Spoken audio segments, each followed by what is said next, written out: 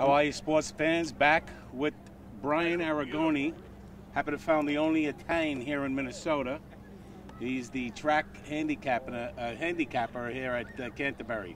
Let me ask you something, Brian. For the novices like me, what are like the 5 things that jump out at you when you're handicapping? Well, you always have to pay attention to jockeys and trainers. The jockeys, oftentimes the good ones, get their best choice. So the good jockeys oftentimes get first call, and then the trainers as well. So jockeys, trainers, and then early speed. Tired horses can't pass tired horses. So if you have the lead, oftentimes you find the winner's circle as well. Okay, so that's one of the things. Anything else that you will look at? I mean, past performances, class, and all that stuff. And there's a lot to look at. Yeah, I mean, unless you have a couple hours, we probably can't talk about it in this interview because it takes years to figure out how handicapping works, and that's what's fun about this game is you constantly have the pieces to the puzzle, but the key is putting those pieces in the right spot, and you don't know until after the race. So jockeys, trainers for me, and obviously looking at the form and finding the early speed is how you can get to the winner's circle. And as a rule, you try to stay away from the chalk?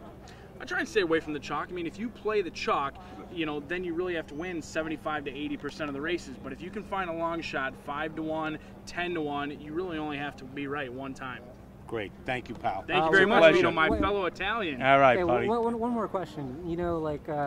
For horse racing as a sport, what do you think would get millennials kind of getting into this kind of thing? What do you think should be done for the next generation? What would get millennials back into or get them interested in racing, you should say? Well, I think, you have to cater to them. We have dog races here, Extreme Day. I know down at Keeneland in Kentucky, they have the millennials there. They have a big party. They kind of make it like Pimlico with the Preakness, making it a party. The booze is flowing. It's a big party there. But also seeing horses do well. Justify winning the Triple Crown, American Pharoah winning the Triple Crown, and just getting the national media to realize how great this sport is will get the younger generation involved.